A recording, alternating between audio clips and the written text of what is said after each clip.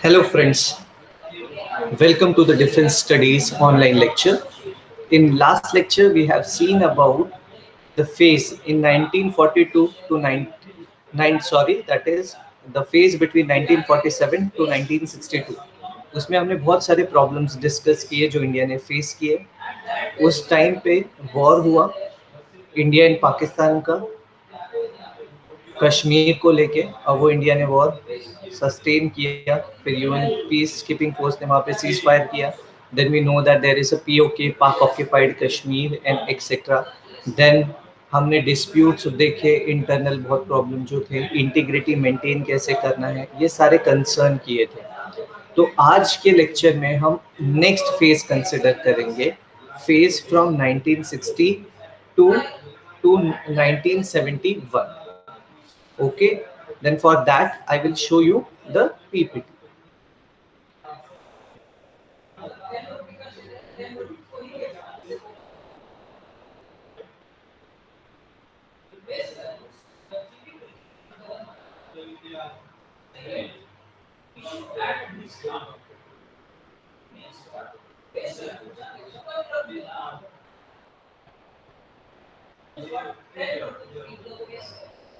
Okay, phase 2 1962 to 1971 international situation. अब इस time पे जो इंटरनेशनल सिचुएशन थी वो डिफरेंट थी 47 के कंपैरिजन में। 47 में कोल्ड वॉर स्टार्ट हुआ था, सोवियत यूनियन और यूएसए के बीच में पार्टीशन हो रहा था, दोनों कोल्ड वॉर कर रहे थे और अपने ग्रुप्स बना रहे थे एंड वर्ल्ड बायलैटरल हो रहा था। बट इंडिया ने क्या किया, किसी भी अलायंस को फॉर्म नहीं किया, उन्होंने नॉन अलाइंड ग्रुप्स फॉर्म किए उसके अंदर है, जिससे उनका जो व्यू होगा वर्ल्ड पॉइंट ऑफ व्यू पे वो इंडिपेंडेंट होगा, ना तो वो सोवियत यूनियन से इन्फ्लुएंस्ड होगा ना तो वो यूएसए से इन्फ्लुएंस्ड होगा। Then the international situation, the decade of 1960s saw some changes takes place in the Cold War situation. The Cuba Missile Crisis took place in 1962. In between 1962 to 1971, one of the important thing was happened, that is Cuba Missile Crisis. Soviet union ने Cuba island पे missiles develop की, जिससे direct threat USA को था, और उस direct threat के counter करने के लिए यूएसए ने अपने नेवल शिप्स को भेजा, और यहाँ से रशिया के भी नेवल शिप आमने सामने थे। कभी भी वर्ल्ड में वॉर स्टार्ट हो सकता था, बट ये जो वॉर होता ये थर्ड वर्ल्ड वॉर हो सकता था, क्योंकि अब जो दोनों स्टेट हैं, सुपर पावर्स हैं, वो न्यूक्लियरली हाईली इक्विप्ड थे। तो अगर इन दोनों कंट्रीज के बीच में अगर कोई वॉर होता तो ये पूरे वर्ल्ड को डैमेज करता। तो इसके वजह से दोनों के बीच में टेंशन्स डेवलप हो गए, और बाद में सोवियत यूनियन को बैकआउट करना पड़ा, वहां से वो मिसाइल्स को निकलवाना पड़ा, क्योंकि उस मिसाइल से डायरेक्ट थ्रेट जो था वो यूएसए को हो रहा था। And this crisis is basically called it as Cuba Missile Crisis. आप एक एग्जाम्पल देख सकते हैं, सपोज आपके नेबरहुड में आपका कोई पड़ोसी रहता है और उसने एम्बार्कमेंट कर दिया और वहां से सिक्योरिटी स्टार्ट कर दी बढ़ाना विदाउट एनी डिस्कशन, तो आपको कंसर्न होगा ना कि अभी तक तो कुछ नहीं था, अभी ये क्यों कर रहे हैं, सेफ गार्ड करने के लिए। तो सेम थिंग यहाँ पे क्या हुआ कि सोवियत यूनियन ने मिसाइल डेवलप किए क्यूबा में, और उसका पोटेंशियल कहाँ होता, जो पोटेंशियली उन्होंने अपनी स्ट्रेंथ डेवलप तो की मिसाइल लगा के क्यूबा में, बट इसका डैमेज किसको होता है, यूएसए को। तो ये डैमेज को काउंटर करने के लिए यूएसए ने प्रेशर क्रिएट किया सोवियत यूनियन को, और इस वजह से दोनों में इतने टेंशन डेवलप हो गए कि उस टाइम वॉर हो सकता था, बट वॉर होते होते रह गए। फिर उसमें सोवियत यूनियन को बैकआउट करना पड़ा, वहां से मिसाइल्स वापस से निकले, and this is basically called it as Cuba missile crisis. Then Indian policy. The 1960s brought in several changes in Indian security policy. This was the post-Nehru era. Lal Bahadur Shastri became the prime minister in 1964. 1960 तक जो थे हमारी policy जो थी वो क्या थी, हम नॉन अलाइन थे, हम सिर्फ अपनी ग्रोथ के बारे में कंसर्न कर रहे थे, डिफेंस पे ज़्यादा इन्वेस्टमेंट नहीं कर रहे थे। हमारे जीडीपी का एक सर्टेन परसेंटेज था, वो बहुत कम परसेंटेज ही हमें डिफेंस में यूज कर रहे थे। बट 1962 में जब चाइना ने अटैक किया और वो वॉर हम हार गए, तब जो पॉलिसी है वो टोटली चेंज हो गई, क्योंकि उसके बाद ये जो अब तक का एरा था, दैट इज नेहरू एरा, जिसमें हमें क्या था कि हम नॉन अलाइंड ग्रुप है, हमें वर्ल्ड बायपोलर जो है उनसे कुछ लेना देना नहीं है, हम पीस और ग्रोथ की तरफ ध्यान देंगे। बट हमें पता लगा कि डिफेंस फोर्सेस भी उतने ज्यादा इंपॉर्टेंट है, अगर वो नहीं होगा तो हम अपनी टेरिटोरियल इंटीग्रिटी को मेंटेन नहीं रख सकते। तो टेरिटोरियल इंटीग्रिटी अगर हमें मेंटेन रखनी है तो हमें हमारे डिफेंस फोर्सेस को स्ट्रेंथन करना पड़ेगा। तो ये जो था वो जो एरा है, that is after Nehru era, जिसमें Lal Bahadur Shastri became the prime minister in 1964। Then जब लाल बहादुर शास्त्री जी प्राइम मिनिस्टर बने, तब हमारी पॉलिसीज चेंज हो गई, इंडियन पॉलिसीज, क्योंकि तब तक चाइना ने अटैक भी कर दिया था। इसके बाद हमने हमारे जीडीपी का परसेंटेज ज़्यादा वे में हमने डिफेंस फोर्सेस के लिए यूज़ किया, बहुत ज़्यादा वेपनरी हमने परचेस किए और हमारे डिफेंस फोर्सेस को ज़्यादा से ज़्यादा स्ट्रॉन्ग करने का काम किया। और उसके बाद आपको पता होगा कि 71 के वॉर में जो हमने हमारे डिफेंस फोर्सेस को बहुत स्ट्रॉन्ग किया था, वो हमें प्लस पॉइंट में आया। और 71 के वॉर में हमने पाकिस्तान को बहुत बहुत अच्छे से हराया। उसमें मोर देन 90,000 सोल्जर्स ने एट अ टाइम सरेंडर किया, और ये वर्ल्ड हिस्ट्री में बहुत बड़ी बात है। See this, this is Tashkent Conference 1966, President Mohammad Ayub Khan and Prime Minister लाल बहादुर शास्त्री। इसी टाइम पे 65 के वॉर के बाद ताशकंद में हमने एक ट्रीटी साइन की मोहम्मद अयूब खान के साथ, और उसमें हमारे प्राइम मिनिस्टर लाल बहादुर शास्त्री भी हैं। आपको पता है हमने वॉर जीता था 1965 का भी, और इस ट्रीटी को साइन किया। बट आपको पता है पाकिस्तान हर बार एक ट्रीटी साइन करता है बट उस पैक्ट को फॉलो नहीं करता। टेररिस्ट एक्टिविटी हमेशा चालू होती है, सीज फायर वायलेशन बहुत करता है, देन डिफरेंट टेररिस्ट इंसर्जेंसीज करवाता है। Some of the major developments during the phase as follows। अब ये 1962 से 72 तक के अगर हम टाइम स्पैन को देखें तो इसमें बहुत बड़े बड़े मेजर डेवलपमेंट्स हुए। तो कौन कौन से डेवलपमेंट्स थे जो मैं अभी थोड़ी देर पहले आपको एक्सप्लेन किया, that is first defence preparedness. Prime Minister Lal Bahadur Shastri shifted India's focus away from regionalism to bilateral relation of South Asia। अब लाल बहादुर शास्त्री ने, पहले हम सिर्फ रीजनल एरिया में ही कॉन्सेंट्रेट कर रहे थे और बाकी ज्यादा वर्ल्ड में हम इंटरेक्ट नहीं कर रहे थे, बट लाल बहादुर शास्त्री ने क्या किया, बायलैटरल रिलेशंस साउथ एशिया से मेंटेन करने का काम किया। One important impact of the 1962 war was the attention paid to planning for defense। The following tasks were identified। और इसके बाद जब 1962 का वॉर हम चाइना से हारे, उसके बाद हमने डिफेंस फोर्सेस पे बहुत ज़्यादा कॉन्सेंट्रेट किया, प्लानिंग किया, कैसे हम हमारे आर्मी को स्ट्रेंथन कर सकते हैं, कैसे हम हमारे एयरफोर्स को स्ट्रेंथन कर सकते हैं, कैसे हम हमारे नेवी को स्ट्रेंथन कर सकते हैं, और उनके लिए कौन से हाईटेक वेपन्स की ज़रूरत है उसको प्रोवाइड करने का काम किया और उनकी स्ट्रेंथ को इंक्रीज किया। See this, expansion and modernization of the army। इससे क्या हुआ, हमने एक्सपांशन किया, सोल्जर्स के स्ट्रेंथ को इंक्रीज किया, मॉडर्नाइज किया, न्यूअर हाई टेक्नोलॉजी वेपन्स हमने परचेज किए और हमारे आर्मी को हमने मॉडर्नाइज किया। मॉडर्नाइजेशन ऑफ एयरफोर्स, जो न्यू एयरक्राफ्ट्स की हमें ज़रूरत थी जो नाइट में वर्क कर, इसके लिए हमने न्यू एयरक्राफ्ट्स परचेज किए और हमारे एयरफोर्स को भी मॉडर्नाइज किया, जिससे वो अगर कोई वॉर होता है तो हम किसी भी कंट्री को फेस कर सकते हैं। Creation of an adequate production of base. अब यहाँ पे हमने बहुत ज़्यादा एडिक्वेट प्रोडक्शन बेसिस भी बनाए कि हम हाईली डिपेंडेंट थे इंपोर्ट करने पे। जो भी डिफेंस वेपन्स हमें मिलते थे वो हम जनरली इंपोर्ट करवाते थे, बट अब हमने एडिक्वेट प्रोडक्शन बेसिस भी बनाए जिससे ज़्यादा से ज़्यादा हम प्रोडक्शन कर सके, मतलब वेपन हम इंडिया में ही डेवलप कर सके।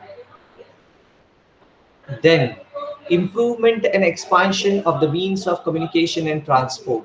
हमने बीआरओ की हेल्प से बॉर्डर प्लेसेस पे इंफ्रास्ट्रक्चर खड़ा करना स्टार्ट किया, रोड बनाने स्टार्ट किए, रेलवे ट्रैक्स इंक्रीज किए, देन एयर स्ट्रिप्स बनाना स्टार्ट किया, जिससे अगर कोई वॉर हो तो फिर उस टाइम पे हम ज़्यादा फास्ट अपने लॉजिस्टिक्स को यूज़ कर सके, मतलब हमारे आर्मी के लिए सपोर्टिंग जो वेपनरी है, फूड है, मेडिकल है, फ्यूल्स है, वो फास्ट एंड फास्ट प्रोवाइड करे। सेकेंड, कम्युनिकेशन स्ट्रक्चर को भी स्ट्रॉन्गर किया, जिससे वॉर टाइम पे जो सोल्जर्स हैं वो हेडक्वार्टर्स के साथ डायरेक्ट रिलेशन में रहे और प्रॉपर कम्युनिकेशन होते रहे। Replacement of old ships so as to make the navy a balance force. जैसे हमने आर्मी एयरफोर्स को मॉडर्नाइज किया, सेम थिंग हमने नेवी के साथ भी किया, स्ट्रेंथन किया, क्योंकि आपको पता होगा India is a peninsular, 3 side से उसको सी से कवरिंग है, तो इसीलिए हमने हमारे नेवी को भी ज़्यादा स्ट्रेंथन किया, न्यू शिप्स परचेज किए, कैरियर्स परचेज किए। Now we see this first point. Now we have to move towards the second, nuclear policy. In 1962, China exploded its nuclear device. This brought in changes in Indian nuclear policy. This has been discussed ahead.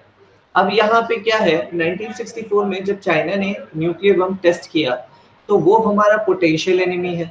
अगर वो ज़्यादा न्यूक्लियरली stronger हो जाएगा, उसकी strength बढ़ जाएगी, तो war time पे हमें बैकफुट पे आना पड़ेगा। तो हमें उनके अकॉर्डिंग अपने पॉलिसीज को चेंज करना पड़ा। आपको पता होगा कि अगर आपका अपोनेंट कोई सर्टेन चीज में स्ट्रेंथन है तो हमें उसको काउंटर करने के लिए हमारे स्ट्रेंथ को भी बढ़ाना पड़ेगा। तो ऐसा ही हमने 1964 का जब चाइना ने न्यूक्लियर टेस्ट किया, हमने भी हमारे न्यूक्लियर पॉलिसीज को थोड़ा फास्टन किया और न्यूक्लियर टेक्नोलॉजी को बढ़ाया, जिससे कि अगर चाइना कभी अटैक करे तो हम उसे टैकल कर सके। और इंडिया की पॉलिसी है कि वो कभी भी न्यूक्लियर बम फर्स्ट यूज नहीं करेगा। अगर हमें पता लगता है कि ये पोटेंशियल एनिमी है और ये कर सकता है, ये करेगा, तो उसके बाद ही इंडिया उससे टैकल करता है। क्योंकि आपको सभी वॉर में पता होगा, किसी भी वॉर में इंडिया ने इनिशिएटिव नहीं लिया, सबसे पहले पाकिस्तान ने अटैक करना स्टार्ट किया और वो चारों वॉर हारा। चाइना के साथ हम वहाँ पे नॉर्थ ईस्ट में रेडी नहीं थे, हमारे कमांड्स डेवलप नहीं थे, हमारे डिफेंस पॉलिसीज अलग थे, डिफेंस प्लानिंग डिफरेंट था, जो हमने बाद में इम्प्रूव किया। Then 1965 war. The Pakistani aggression in Run of Kutch and Kashmir led to the 1965 war with Pakistan. The war ended in a settlement. आपको पता होगा कि पाकिस्तान हमेशा जो टेरिटरी को एक्सटेंड करने की कोशिश करता है, तो इसने रन ऑफ कच्छ से स्टार्ट किया और run of Kutch and Jammu Kashmir में जो सीज फायर था उसको ब्रेक करते हुए वहां पे फायरिंग स्टार्ट किया और आगे की तरफ मूव करना स्टार्ट किया। बट हमारे इंडियन डिफेंस फोर्सेस भी उतने ही ज़्यादा स्ट्रॉन्गर थे इस टाइम पे, क्योंकि 1962 का सेटबैक हमको मिल चुका था, हमको पता था, अब हम थोड़े रेडी थे और हमने इनको बहुत बुरी तरह से वहाँ पे भी हराया। और हराने के बाद फिर हमारे सेटलमेंट हुए, जो हमने देखा था Tashkent settlement. Then India China, a relative small but significant event took place at Natula in Sikkim in 1967. A clash took place between India and China over this pass. अब यहाँ पे 62 का बदला हमने 67 में लिया। 67 में नाथुला पास पे चाइना ने अटैक किया और उसको काउंटर हमने किया और उसमें बहुत ज़्यादा चाइनीज सोल्जर्स को इंडियन सोल्जर्स ने मारा और वो एक दिन का वॉर हुआ और वो वॉर चाइना हारा और इससे हमने उनको काउंटर किया। 62 का हम वॉर हार चुके थे, बट इस टाइम हम रेडी थे, तो इस टाइम पे हमने उनको बहुत ज्यादा डैमेज किया। Indian Soviet Union. This phase saw changes in American, Soviet, and Chinese policies in Asia. The united states started a dialogue with China. अब क्या हुआ, बायलैटरल तो था, वर्ल्ड कोल्ड वॉर के बाद जो सुपर पावर्स थे वो दो पार्ट में डिवाइड हो गए थे, यूएसए एंड सोवियत यूनियन।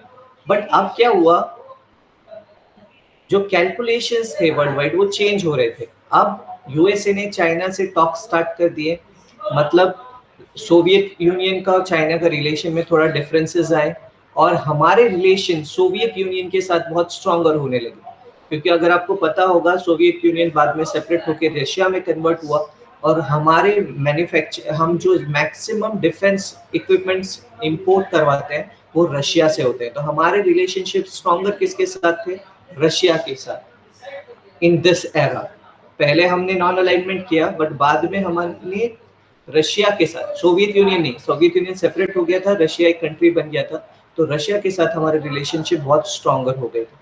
आज के डेट में सिचुएशन अलग है, बट उस टाइम का हम एरा कंसिडर करें 1962 टू 1972, देन तो इसमें कैलकुलेशन चेंज हो रही थी, ग्रुप्स डिफरेंट हो रहे थे, यूएसए ज्यादा चाइना की तरफ शिफ्ट हो रहा था, बट रशिया ने इंडिया को सपोर्ट किया। 1971 के वॉर में आपको पता होगा, मैं आगे आपको बताने वाला। 1971 war, Pakistan policy towards the east Pakistan created a crisis in south Asia. The influx of refugees from East Pakistan into India created a humanitarian crisis. अब क्या हुआ, जो ईस्ट पाकिस्तान था विच इज नाउ बांग्लादेश, वो वहां पे पाकिस्तान ने बहुत ज्यादा हैरेसमेंट किया पीपल्स का, जहाँ वहां पे जो इलेक्टेड गवर्नमेंट आई थी उसको कोलैप्स कर दिया। अब इससे क्या हुआ, वहां के लोगों पे बहुत ज्यादा प्रेशर होने लगा क्योंकि ये बहुत हार्श थे वहां के डिफेंस फोर्सेस और ह्यूमन राइट वायलेशन कर रहे थे पाकिस्तानी आर्मी। तो सब ईस्ट पाकिस्तान से मूव करके इंडिया में आ रहे थे, जिसमें बहुत ज्यादा लोग माइग्रेट कर रहे थे। तो जब बहुत हैवी पॉपुलेशन दूसरे कंट्री में माइग्रेट करती है तो उस कंट्री को उससे बहुत ज्यादा प्रॉब्लम फेस करने पड़ते हैं, वो जॉब्स रिगार्डिंग हो, उनको एकोमोडेट करने का प्रॉब्लम हो, दूसरे एक्टिविटीज हैं, तो इससे इंडिया पे बहुत प्रेशर बन रहा था। वर्ल्ड वाइड ईस्ट पाकिस्तान को कोई सपोर्ट नहीं कर रहा था। तब इंदिरा गांधी थे, इंदिरा गांधी ने जनरल को बुलाया, that was field marshal Manik Shaw, और उनसे बात किया और उनसे डिस्कशन करने के बाद उन्होंने ये डील किया कि हम लोग ईस्ट पाकिस्तान को इंडिपेंडेंस दिलाएंगे, हम दूसरे कंट्री का वेट नहीं करेंगे, वहां पे बहुत ज्यादा ह्यूमन राइट वायलेशन हो रहे हैं, तो वहां पे हम उनको इंडिपेंडेंस दिलवाएंगे। और 1971 का वॉर हुआ जिसमें हमने ईस्ट पाकिस्तान को इंडिपेंडेंस दिलवाया और वो बाद में बांग्लादेश बना। इसके रिगार्डिंग बांग्लादेश के रिलेशन इंडिया के साथ बहुत स्ट्रॉन्गर है क्योंकि उनको आज़ादी दिलाई हमने पाकिस्तान से।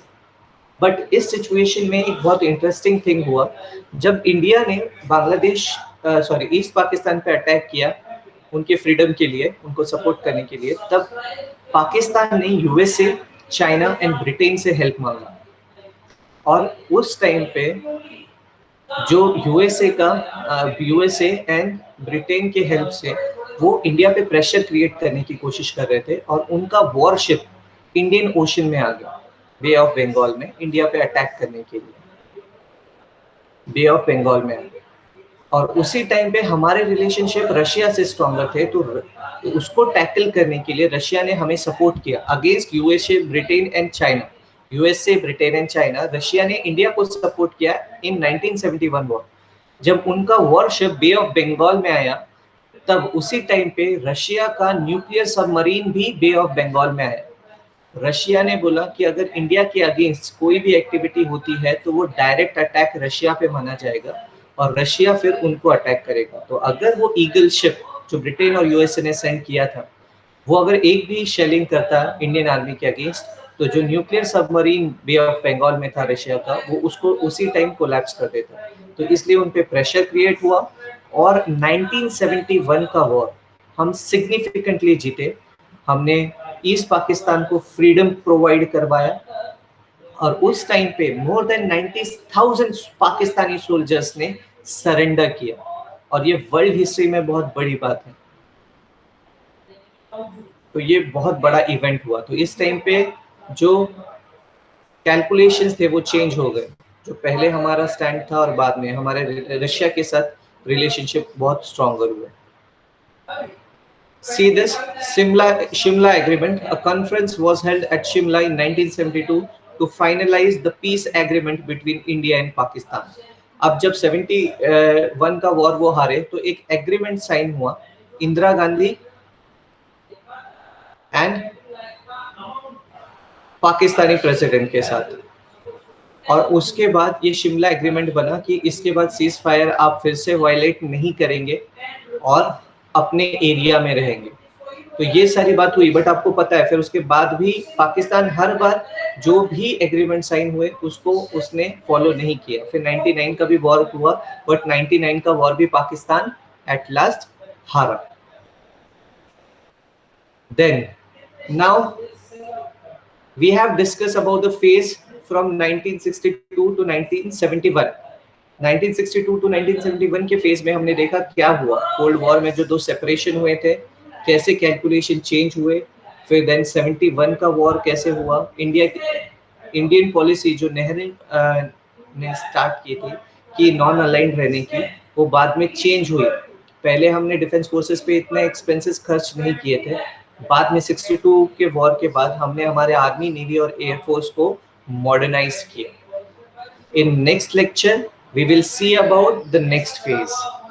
If you have any doubt regarding defense studies, you can ask us on WhatsApp group. तुम्हाला काही पण डाऊट असेल मराठीमध्ये तुम्ही टॉपिक एकदा वाचा, आणि तुम्हाला सपोज एक टॉपिक वाचल्यानंतर समजलं नाही तर तुम्ही मला ते व्हॉट्सअप ग्रुपवरती विचारू शकता. आणि त्यासाठीच मी जे एक्सप्लेनेशन आहे ते हिंदीमध्ये करतोय, म्हणजे तुम्हाला मराठी मीडियम आणि इंग्लिश मीडियम मध्ये प्रॉब्लेम येणार नाही. Thank you.